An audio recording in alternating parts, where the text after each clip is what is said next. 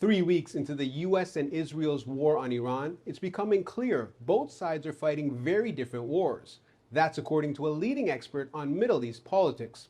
He says the Americans and Israelis are looking for a quick, decisive win, while Iran is playing a much longer game, where simply resisting and surviving is victory. Meanwhile, Gulf countries are caught in the middle, bearing the brunt of Iran's retaliatory strikes. To help us make sense of this all, I'm joined on Euronews by Mehran Kamrava, professor of government at Georgetown University in Qatar. Professor, when we spoke in January, there was still some hope that cooler heads may prevail.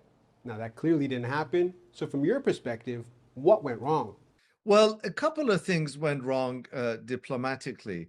As far as Netanyahu is concerned, the June war never really ended. Ali Khamenei, the supreme leader who's now dead, refused to kind of meet the United States halfway. Although Iran did negotiate, and although they did engage in negotiations, Trump wanted direct negotiations, Iran refused. Trump wanted kind of a quick and swift resolution to the nuclear file. Iran dragged it out. So while Iran did negotiate, it negotiated on its own terms and did not realize the volatility that characterizes the Trump White House and the unpredictability of President Trump's decision making. And so that's what got us to this stage. Iran points to its leverage over the Strait of Hormuz, while Washington says it's seriously weakened Tehran's military. What do you think is happening right now, and where do you see this headed? The Americans, and particularly the Trump White House, and the Iranians have two very different assumptions about the war. The United States and Israel want a quick and decisive victory. And for them, the destruction of Iran's military capabilities, these very showy explosions, are indications that they are winning and that Iran is losing. Iran has a very different assumption about the war. First of all, simply resisting and surviving is tantamount to victory. And also, Iran doesn't necessarily see the war in quick and decisive terms. It sees it in terms of a very prolonged conflict, one in which over time Iran would grind down American and Israeli resolve and steadily increase the pain inflicted on them.